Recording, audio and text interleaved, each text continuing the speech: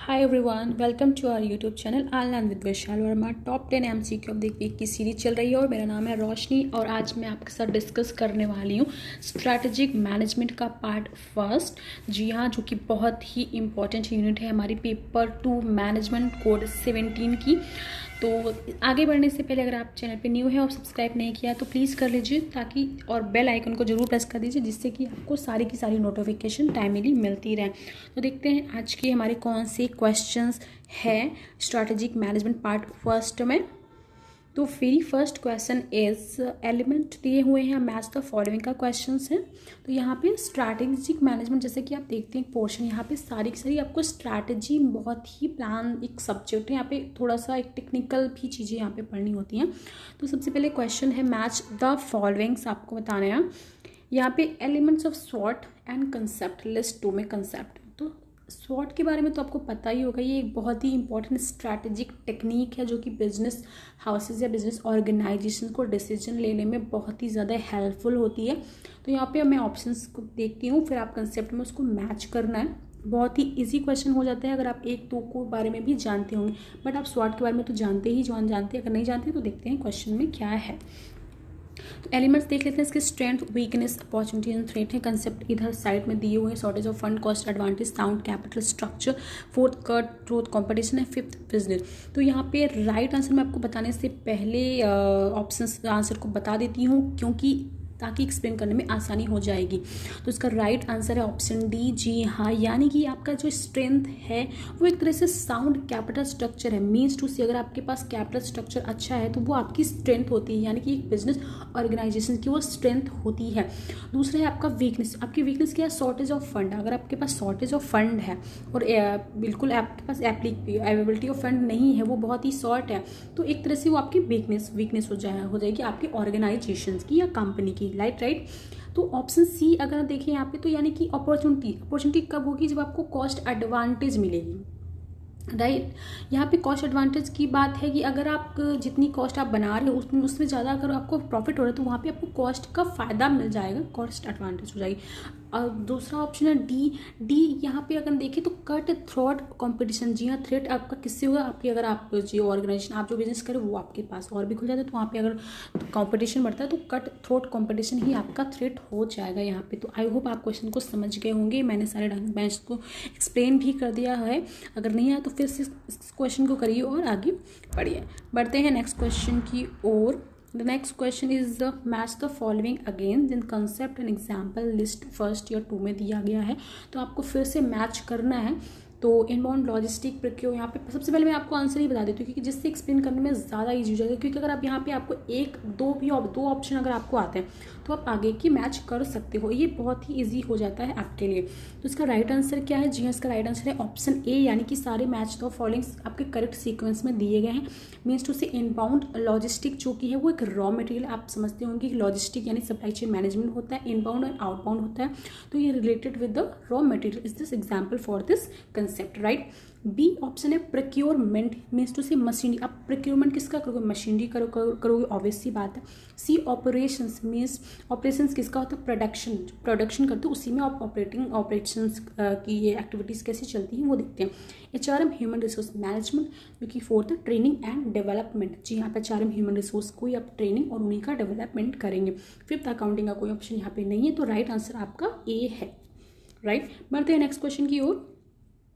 Which is alternatives objectives of SBUs as per Kotler। SBUs means strategic business units के बारे में यहाँ पे बताया गया, वो भी आपके अल्टरनेटिव ऑब्जेक्टिव पूछ रहे कॉटलर के अकॉर्डिंग। तो सबसे पहले आपको यहाँ पे कॉटलर के बारे में पढ़ना होगा, उन्होंने क्या क्या ऑब्जेक्टिव दिए हैं उसके बारे में आपको देखना पड़ेगा। तो इसका ऑप्शंस है A build, B harvest, C hold, D all of these. तो इसका राइट आंसर है ऑल ऑफ दीज। जी हाँ, स्ट्रैटेजिक बिजनेस यूनिट के बारे में आपको बता दूँ तो it implies an independently manage division of an large company having its own vision, mission and objectives whose planning is done separately from other business of the company. The vision, mission and objectives of the division are both distinct from the parent enterprise and elemental to the long term performance of the enterprise। इसके बारे में full explanation मैंने यहाँ पे add कर दिया है, आप उसको देख सकते हैं क्योंकि हम बढ़ते हैं अपने आगे की क्वेश्चंस की ओर। देखिए तुम्हारा नेक्स्ट क्वेश्चन है विच स्टेटमेंट इज ट्रू। आपको यहाँ पे बताना है कौन सा स्टेटमेंट ट्रू है regarding this all this statement. Option A है operating goals clear that which element is significant as result oriented और qualitative. B official goals are operating official goals and operating goals both are different. C operating goals express that what is an organization exactly trying to do. D all of the above. तो इसका right answer है all of the above. इसके लिए आपको operating goals या जो statement दिए गए उनके कंसेप्ट की क्लैरिटी होनी इंपॉर्टेंट होती है इस तरह के क्वेश्चंस को करने में। यहाँ पे एक्सप्लेनेशन देने का कोई मतलब नहीं है क्योंकि यहाँ पे कंसेप्ट क्लैरिटी ही आपका हेल्प करती है। बढ़ते हैं नेक्स्ट क्वेश्चन की ओर। In the case where an organization acquires its supplier, this is an example of। यहाँ पे आपको केस दिया गया कि जब ऑर्गेनाइजेशन अक्वायर करती है सप्लायर को तो उसको क्या कहते हैं, उसका एग्जाम्पल क्या होगा। A horizontal integration, B forward vertical integration, C backward vertical integration या डी नन ऑफ द। तो इसका राइट आंसर है सी बैकवर्ड वर्टिकल इंटीग्रेशन। यहाँ पे मैंने सारे के सारे एक्सप्लेनेशन आपकी सारे जो ऑप्शन है हॉरिजॉन्टल फॉरवर्ड बैकवर्ड का भी एक्सप्लेनेशन यहाँ पे ऐड किया गया। तो मैं यहाँ पे सिर्फ आपको बैकवर्ड को एक्सप्लेन करने वाली हूँ। Backward integration is a form of vertical integration in which your company expand its role to fulfill tasks formerly completed by business up and supply chain. In other words, backward integration is when a company buys another company that supplies the product or services needed for the production. Right बढ़ते हैं next question की। यहाँ पे आपको और भी चीज़ें कि what is backward forward vertical integration आप पूरी की पूरी एक्सप्लेनेशन को ऐड कर सकते हैं, पढ़ सकते हैं और अपने डायमेंशंस को क्लैरिफाई कर सकते हैं। तुम्हारा नेक्स्ट क्वेश्चन है which is the step in the process of strategic decision making. तो यहाँ पे आपको स्टेप बताना है कि जो कि स्ट्रैटेजिक डिसीजन मेकिंग में इंपॉर्टेंट होते हैं। A problem diagnosis, B the selection of a solution, C problem awareness, D all of the. तो इसका राइट आंसर है ऑल ऑफ द अबव। जी हाँ, एक स्ट्रैटेजिक डिसीजन प्रोसेस मेकिंग में आपके सारे के सारे ये जो ऑप्शन स्टेप हैं वो फॉलो होते हैं। इस तरह के क्वेश्चंस को लर्न करने के लिए आप इनके डायग्राम्स को बना सकते हैं और अपनी कॉपी में प्रॉपर एक डायग्राम्स की सारे तरह के प्रोसेसेस बहुत इंपॉर्टेंट है और मोस्टली प्रोसेसेस सभी के एक एग्जाम्पल एक जैसे होते हैं। यहाँ पे तो आपको सीक्वेंस में नहीं लगाना है, कहीं कहीं आपको सीक्वेंस में भी लगाने के लिए पूछता है, इसलिए आप उन चीज़ों को डायग्राम बना के याद कर सकते हैं। बढ़ते हैं नेक्स्ट क्वेश्चन की और। हमारा next question which statement is true about strategic management आप देख रहे हैं। तो वहाँ पे आपको कौन सा स्टेटमेंट ट्रू बताना है। A the strategic management involve the determination of the organization mission, strategic policies and strategic objective. B strategic management is a stream of decisions and action which leads to the development of an effective strategy or strategies to help achieve corporate objectives. See, the strategic management process is the way in which strategy determine objective and make strategic decision. या D all of the above. तो is the right answer all of the above for this question. जी हाँ, यहाँ पे सारे के सारे statement होने की जैसा कि आपको पहले भी बताया इस तरह के क्वेश्चन में आपको कंसेप्ट की क्लियरिटी या उसका डेफिनेशंस को पता होना चाहिए, तभी आप इस तरह के क्वेश्चंस कर पाएंगे। राइट, बढ़ते हैं नेक्स्ट क्वेश्चन की ओर। फिर से आपका क्वेश्चन है मैच द फॉलोइंग बताना है आपको। Tools of strategy and list दी है, कंसेप्ट की मैच करना है आपको। इस तरह के क्वेश्चंस यहाँ पे स्ट्रैटेजी मैनेजमेंट में ज़्यादातर देखने को मिलते हैं क्योंकि यहाँ पे ये पूरी की पूरी स्ट्रैटेजिक डिसीजन या टेक्निक के बारे में ही है स्ट्रैटेजिक मैनेजमेंट। तो उसी से रिलेटेड आपको कंसेप्ट या स्ट्रैटेजी मिलती है यहाँ पे। तो आप इस तरह के क्वेश्चन के डायमेंशन को समझ के अनदर क्वेश्चन को प्रिपेयर कर सकते हैं। तो इसका राइट आंसर मैं बता दूँ सबसे पहले। जी हाँ, B option is the right answer for this question, यानी कि सारे के सारे सीक्वेंस में दिए गए हैं आपको। अब मैं एक्सप्लेन करती हूँ आपको। ऑप्शन ए मॉनिटरिंग, यानी कि मिशन। आप अपने मिशन को ही मॉनिटर करते रहते हो, आपको लगातार उसको देखते रहते हैं कि हाँ आपका मिशन कंप्लीटेड हो रहा है या नहीं हो रहा है। Establishing standard related with performance. जी हाँ, परफॉर्मेंस कैसी जा रही है, आप उसी के लिए आप स्टैंडर्ड को स्टैबल करोगे जिसके अकॉर्डिंग ही आपकी परफॉर्मेंस मेजर की जाएगी। मेजरिंग परफॉर्मेंस क्या होगा आपका स्ट्रैटेजिक ऑडिट। आप स्ट्रैटेजिक ऑडिट करोगे तब आपकी वो मेजरिंग परफॉर्मेंस करेंगे। डी है कंपेयर परफॉर्मेंस विद स्टैंडर्ड। यहाँ पे आपकी वेरिएंस फाइंडिंग आ जाएगी क्योंकि आप किससे कंपेयर करोगे, वेरिएंस से आप कंपेयर कर पाओगे अपनी परफॉर्मेंस को विद स्टैंडर्ड। राइट, तो बढ़ते हैं नेक्स्ट। आई होप आप समझ गए होंगे क्वेश्चंस को। बढ़ते हैं नेक्स्ट क्वेश्चन की ओर। कैसे आपका मैच द फॉलोइंग क्वेश्चन आया है, यहाँ से क्वेश्चन के डायमेंशन को समझ सकते हैं और फिर अपनी कॉपी में अच्छे से नोट्स बना सकते हैं। इनके सारे के सारे ऑप्शंस को क्लैरिफाई कर सकते हैं क्योंकि एग्जामिनेशन में क्वेश्चन आ सकते हैं। बिल्कुल। लिस्ट 1 है टाइप ऑफ ऑब्जेक्टिव, लिस्ट 2 है कंसेप्ट। फिर से बताने हैं आपको। और यहाँ पे सबसे पहले फिर से आपको आंसर बता देती हूँ ताकि क्लैरिफाई करने में आसानी हो जाती है।